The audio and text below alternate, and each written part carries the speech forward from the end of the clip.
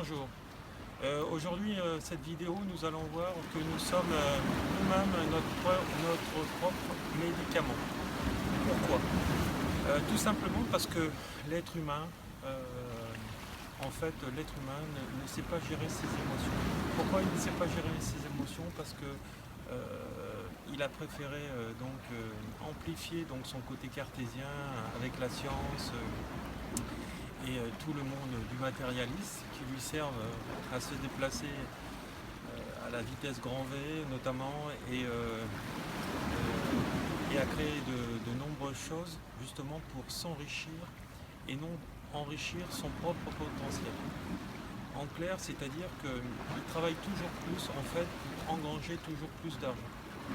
Mais le problème de cette humanité, c'est que en fait de compte, elle paraît bien par rapport à ce qu'elle possède et non par rapport à ce qu'elle est. Nous sommes tous plus ou moins gérés par nos émotions au quotidien, donc toute maladie a une origine psychosomatique, ainsi que les maux du corps, mais souvent on va voir qu'un aspect que du corps physique. On va vous dire que ceci et cela par rapport à telle maladie, mais en fait il n'en est rien. Puisque justement la médecine traditionnelle a cet effet cartésien, c'est-à-dire qu'elle va traiter disons pas la cause, elle va traiter ce qu'il en est de la maladie, mais elle n'ira pas remonter à son origine qui est émotionnelle. C'est pour ça que la plupart du temps, même quand on soigne une maladie par rapport à la médecine générale, elle a tendance souvent à revenir. Tant que l'émotion, ce côté de cette gangrène en fait qui est dans le corps et qui n'a pas été évacué, puisque tout ce qui n'est pas verbalisé s'invite. Alors pourquoi nous sommes nous-mêmes notre propre médicament?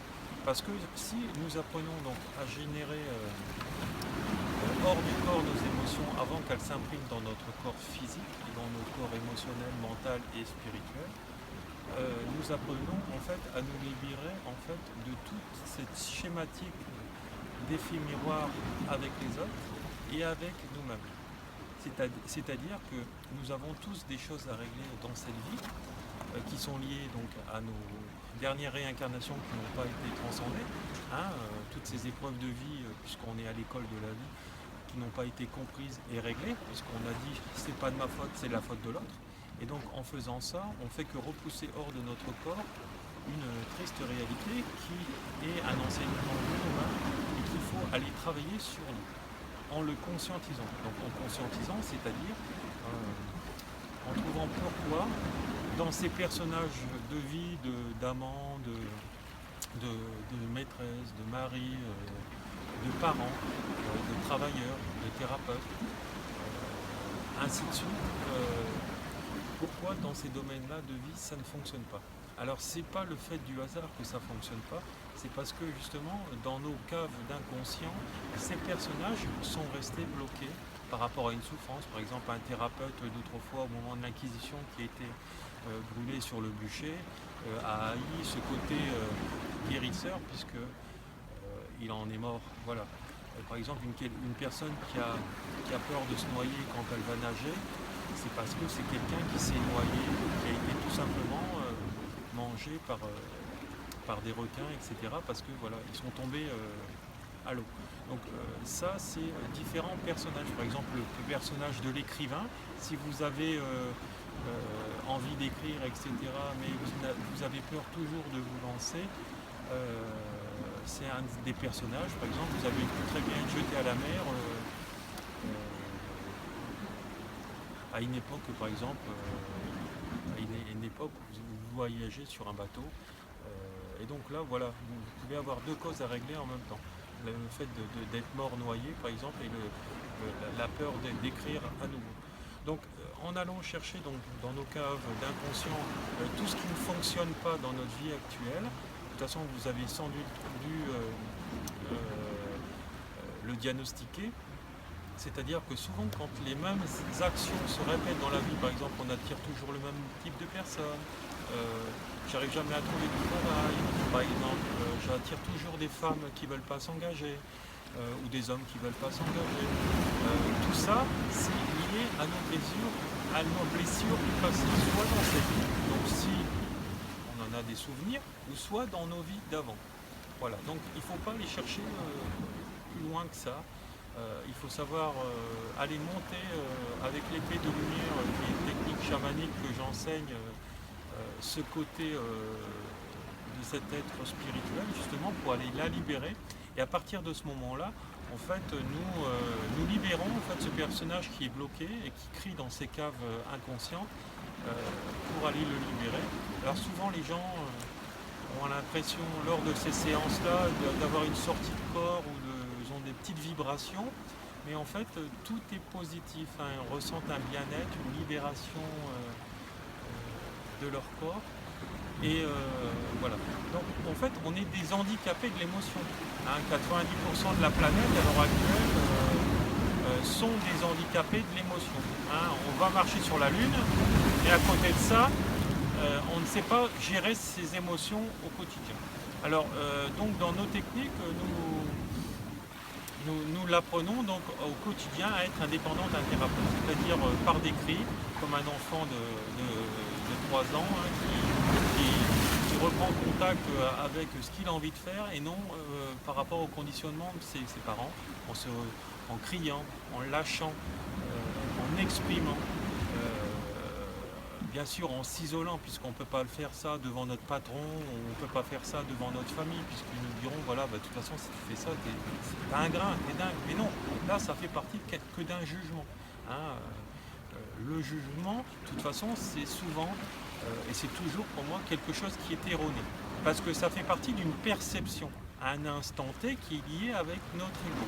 À ne pas confondre justement avec le discernement qui est complètement différent, qui fait partie de la conscientisation du problème, mais qui ne sera pas dans le jugement en disant il est nul parce qu'il fait ceci ou cela. Voilà. Donc ce qui est important, c'est déjà de ne pas se juger soi-même, mais de conscientiser où sont les problèmes par rapport à nos facettes de notre âme qui ont été blessées vraiment dans ces caves de l'inconscient. Donc en exprimant hors de notre corps en fait tous nos sentiments, nos émotions, par le rire, notre colère en allant la lâcher par exemple avec l'exercice du tigre, nous apprenons justement à évacuer hors de nous toute cette souffrance, puisque si nous déversons sur les autres toute notre colère en allant par exemple les frapper, etc., nous risquons justement des emprisonnements, par exemple, par rapport à tout ce qui est sociétaire, autoritaire, etc. Mais si vous savez lâcher votre colère avec l'exercice du tigre, que nous verrons plus tard, que nous verrons lors de nos ateliers, vous apprenez en fait d'être indépendant et de vous retrouver le côté chaman et médium que nous avons tous en nous. En fait, c'est notre propre pouvoir d'auto-guérison. Voilà. Nous l'avons tous, il faut aller le réveiller en nous, voilà, et réveiller ce cerveau droit qui est lié à l'intuition, à la médiumnité, etc. et à l'ouverture en fait du troisième œil. Hein, tout le monde a déjà entendu parler de l'ouverture du troisième œil, qui est l'avant-dernier chakra dans les chakras principaux, les médecines holistiques et énergétiques. Hein, voilà. Alors, quand on travaille donc dans cette tridimension, en fait, avec le corps physique, le corps émotionnel et mental, et le corps spirituel, en fait, nous travaillons en fait dans la globalité du corps physique et énergétique, émotionnel et mental, en fait dans l'individu complet. Voilà, donc nous travaillons en fait dans la globalité de l'être. Hein. Donc c'est pour ça qu'il faut réveiller tous ces corps et donc travailler avec le cerveau gauche qui est l'esprit cartésien et les cerveaux droits qui est le côté intuitif, le ressenti par le cœur, etc. Puisqu'on a besoin aussi du cerveau gauche, par exemple, pour conduire, puisque tous ces automatismes de conduite, on a besoin de les conscientiser quand on en a besoin. Pour marcher, c'est pareil. Voilà, pour différentes formes de, disons, différents personnages de vie, nous avons besoin donc d'évoluer et continuer donc à fonctionner comme un être. Mais il faut reprendre contact en fait avec cette divinité, cet enfant intérieur, parce qu'on entend beaucoup parler d'enfant intérieur, mais les gens en ont une fausse image en fait de ce personnage, hein. L'enfant intérieur, c'est reprendre contact avec tout ce que je viens de vous énumérer, et aussi être un enfant quand on joue avec nos propres enfants. Voilà. Donc ce qu'il faut, c'est tous ces personnages que je viens de vous énumérer et bien d'autres, ce qu'il faut, c'est qu'il y ait une partition, il faut qu'ils soient partitionnés dans notre vie, c'est-à-dire que à certains moments de la journée, on est un thérapeute, on est un travailleur, on est un financier, on va gagner voilà, de l'argent, etc. Mais quand on rentre à la maison, on doit être un papa, donc on doit jouer avec ses enfants. Après, on doit être un époux, puisqu'on est avec son compagnon ou sa compagne. Voilà. Après, on est l'amant, parce que on doit avoir des relations intimes avec les personnes que l'on aime, etc. Et quand il y a des choses qui vont bloquer dans tous ces personnages, alors il y en a d'autres aussi, c'est parce que nous sommes le miroir de l'autre. Donc parfois, on va rester malheureusement bloqué sur une colère ou sur une parole avec l'autre ou un de ses comportements, et on n'aura pas su le lâcher.